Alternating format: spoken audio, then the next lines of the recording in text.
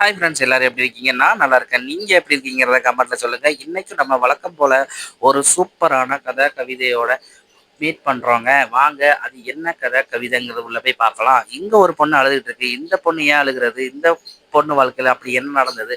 அப்படிங்கிறது தான் இந்த கதையை நம்ம பார்க்க போறோம். வாங்க. அதாவது இந்த பொண்ணு வந்து அவங்க மாமியார்கிட்ட எவ்வளவுதான் அன்பாவும் பொறுமையாவும் பாசமா பாத்துக்கிட்டாலும் அந்த மாமியார் இந்த பொண்ணை கர்ச்சி கொட்டிக்கிட்டே இருக்காங்க. அது ஏன்னா இந்த பொண்ணு கல்யாணம் முடிஞ்சு இன்னும் குழந்தை உண்டாகலைங்கிறது தான் அவங்களோட கோபம். அதை அந்த பொண்ணு மேல ரொம்ப வெறுப்பாவே காட்டிக்கிட்டு இருந்தாங்க. அந்த பொண்ணு நல்லதே செஞ்சாலும் அந்த பொண்ணை திட்டிக்கிட்டே இருந்தாங்க.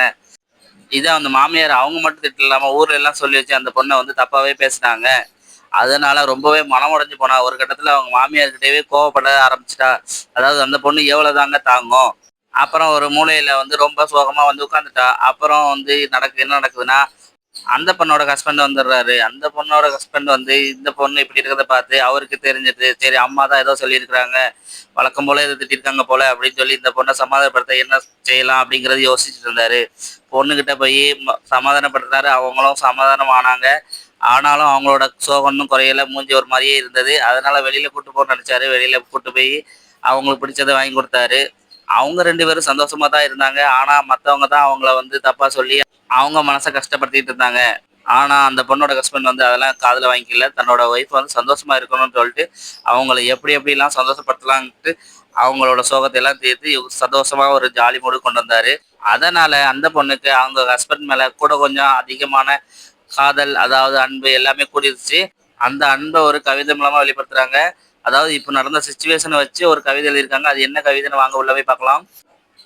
ஒரு பெண்ணுக்கு மற்றவர்களால் எவ்வளவு கஷ்டம் வந்து சோர்ந்து இருந்தாலும் தனது கணவரிடம் இருந்து ஒரு ஆறுதலான வார்த்தை வந்தால் போதும். அவள் அதை மறந்துவிட்டு 1000 யானைகள் பலம் கொண்டவளாக போராட ஆரம்பித்து விடுவாள் அப்படின்னு அவங்க ஹஸ்பண்ட் மேல உள்ள பாசத்தை எழுதினாங்க. அதே மாதிரி அவங்க ஹஸ்பண்ட் இருந்தாங்க. அவங்க வாழ்க்கையில சந்தோஷமா இருந்தாங்க. அவங்க எப்பப்போலாம் கஷ்டமா இருந்தாங்களோ அப்பப்போலாம் அவர் வந்து சமாதானப்படுத்தி சந்தோஷப்படுத்தினாங்க. கொஞ்ச நாள்லயே அவங்களுக்கும் ஒரு குழந்தை பிறந்தது. அவங்கள பத்தி தப்பா பேசினவங்கலாம் வாய மூடினாங்க.